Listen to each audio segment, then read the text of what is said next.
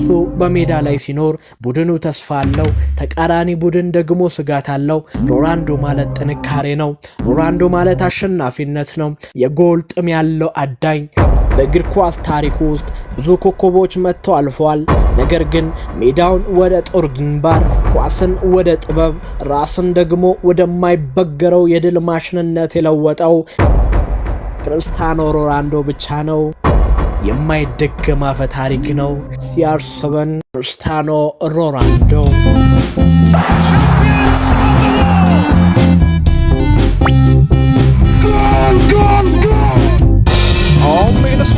አሜን ስፖርት እሱ የእግር ኳስ ሜዳዎች ላይ የታየ የምንጊዜውም ታላቅና የማይበገር ጀግና ነው። ከማዴራ ተነስቶ የዓለምን እግር ኳስ ለሁለት አስርተ ዓመታት ሙሉ በብረት እጆቹና በማይደፈር ጽናቱ የገዛ ታሪክን በራሱ ብዕር የጻፈ ሕያው አፈ ታሪክ።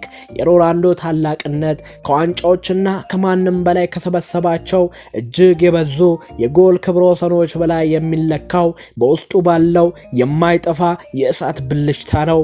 እሱ ውድቀትን የማያውቅ ስራንና ዲሲፕሊንን ወደ እምነት የለወጠ ያንዳንዱን ፈተና ደግሞ ወደ አዲስ ታሪክ መቀየሪያ ያደረገ የጥንካሬ ተምሳሌት ነው።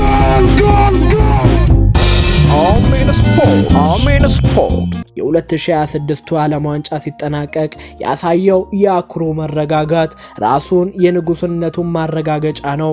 ሁሉንም ሰጥቻለሁ፣ ምንም የሚቆጨኝ የለም ብሎ አንገቱን ቀና አድርጎ ሲወጣ ዓለም ዋንጫው እሱን ሳይሆን እሱ ዓለም ዋንጫውን ከፍ እንዳደረገው አስመሰለው። እሱ በሄደበት ሜዳ ሁሉ አሸናፊነት የዘራ የሰው ልጅ በትጋት እስከምን ድረስ መክነፍ እንደሚችል ለትውልድ ያሳየ እውነተኛ መሪ ነው። ሮናልዶ ማለት ለእግር ኳስ ስፖርት ብቻ ሳይሆን ለህይወት ጭምር ትልቅ ትምህርት የሆነ የምንጊዜውም ታላቅ ተጫዋች ነው። የምንጊዜውም ቁንጮ፣ የማይደገምና በክብር ማማ ላይ ለዘላለም ደምቆ የሚኖር የክብር ንጉስ ነው። ክርስቲያኖ ሮናልዶ የስም ብቻውን የትዕግስት የጽናትና የሰው ልጅ ከፍታ ጥግ መገለጫ ነው። ስለ ሮናልዶ ስናወራ የምናወራው ስለ አንድ ተጫዋች ብቻ አይደለም። የምናወራው ስለ አንድ እንቅስቃሴ አውሎ ንፋስ፣ ስለ ተፈጥሮ ህግጋትን በስራና በዲሲፕሊን ስለቀየረ ታላቅ የሰው ልጅ ነው። ሮናልዶ ማለት በዘመናዊ እግር ኳስ ታሪክ ውስጥ የማይቻል የሚባል ነገር የለም የሚለውን ጽንሰ ሐሳብ በራሱ ህይወት የጻፈ ብቸኛ ባለ ታሪክ ነው። ከማዴራ ደሴት ድህነት ተነስቶ በአባቱ የድሮ የጫማ መሳሪያና በተቀደደ ልብስ የጀመረው ጉዞ ዛሬ የጥንካሬ ምሳሌ ሆኗል። ብዙዎች ችሎታን ይዘው ይወለዳሉ። ሮናልዶ ግን ችሎታን በእጆቹና በላቡ ፈጥሮታል። እያንዳንዱ የጡንቻ ንፍረት፣ እያንዳንዱ የጠዋት ልምምድ፣ እያንዳንዱ የጨዋታ አቀራረብ ሮናልዶ ከማንም በላይ ለመሆን የከፈለው ዋጋን ያሳያል። እሱ የሜዳ ላይ ማሽን ነው። የጎል ጥም ያለው አዳኝ፣ የቡድን መሪና እግር ኳስን በፕሮፌሽናልነት ደረጃ ወደ አዲስ ልኬት የወሰደ ብቸኛ ሰው።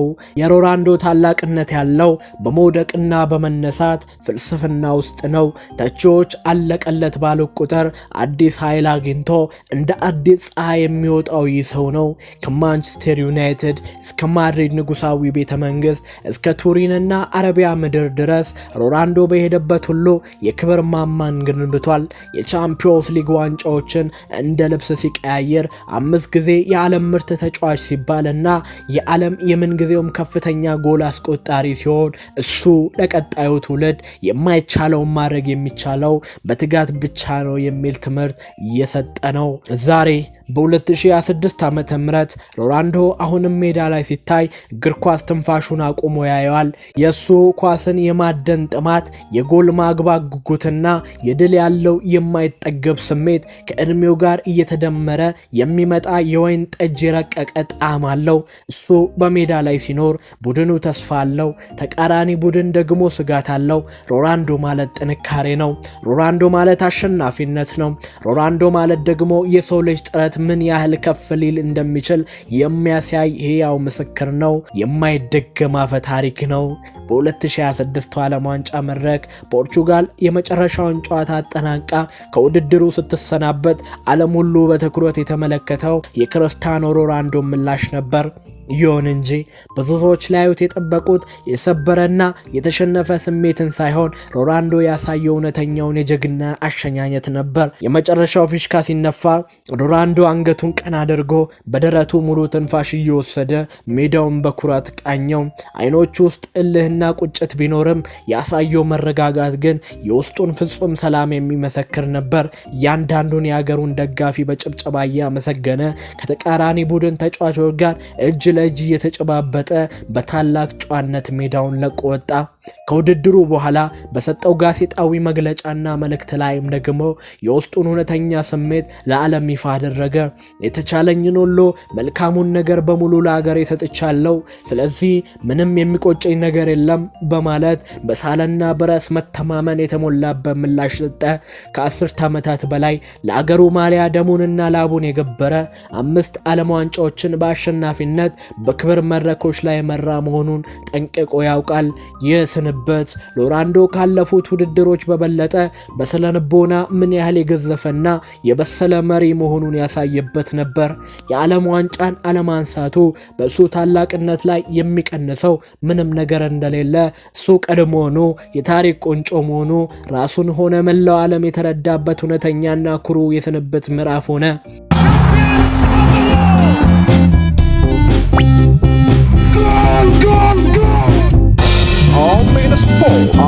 ስፖርት ይህ በታሪክ ታይቶ የማይታወቅ የክብር ጉዞ የጀመረው በፖርቹጋል ስፖርቲንግ ሊዝበን ነበር።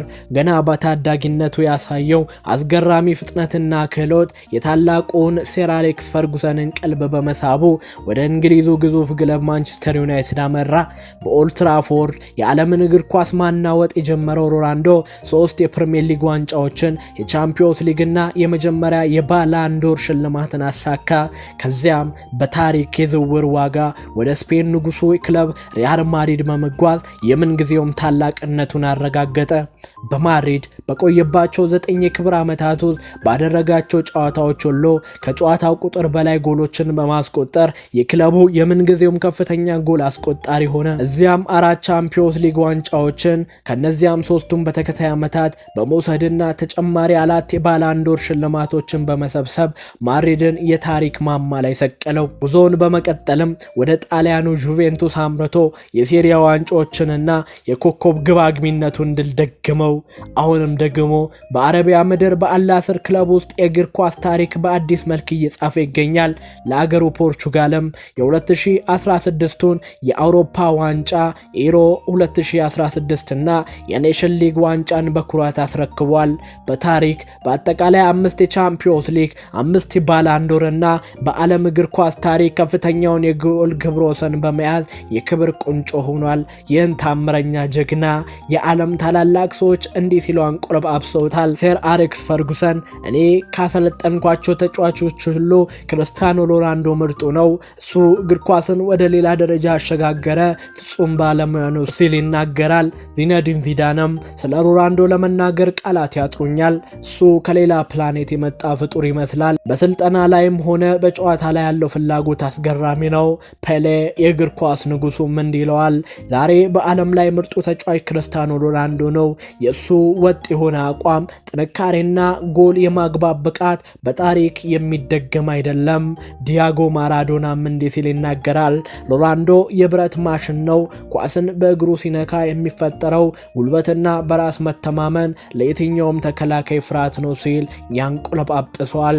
በ2026 የዓለም ዋንጫ መድረክ ላይም የተቻለኝ ሁሉ ሰጥቻለሁ፣ ምንም የሚቆጨኝ ነገር የለም ብሎ አንገቱን ቀና አድርጎ ሲወጣ ዓለም ዋንጫ እሱን ሳይሆን እሱ ዓለም ዋንጫውን ከፍ እንዳደረገው ያስመሰከረው ለዚህ ነው። እሱ በሄደበት ሜዳ ሁሉ አሸናፊነትን የዘራ በትጋትና በጽናት የሰው ልጅ እስከምን ድረስ ከፍ ሊል እንደሚችል ያሳየ የምን ጊዜውም የማይደገም እውነተኛ የእግር ኳስ ንጉስ ነው። የእግር ኳስ ታሪክ ደፍተር ላይ በወርቃማ ቀለም የተጻፈው የማይደገም አፈ ታሪክ ነው። CR7 ክርስቲያኖ ሮናልዶ። ውድ ተመልካቾቻችን ዛሬ በሮናልዶ የህይወት ታሪክ ላይ ያቀነቀነው ትረካችን በዚሁ ላይ ያበቃል። አብራችሁ ስለቆያችሁ እናመሰግናለን። ቸር ሰንብቱ።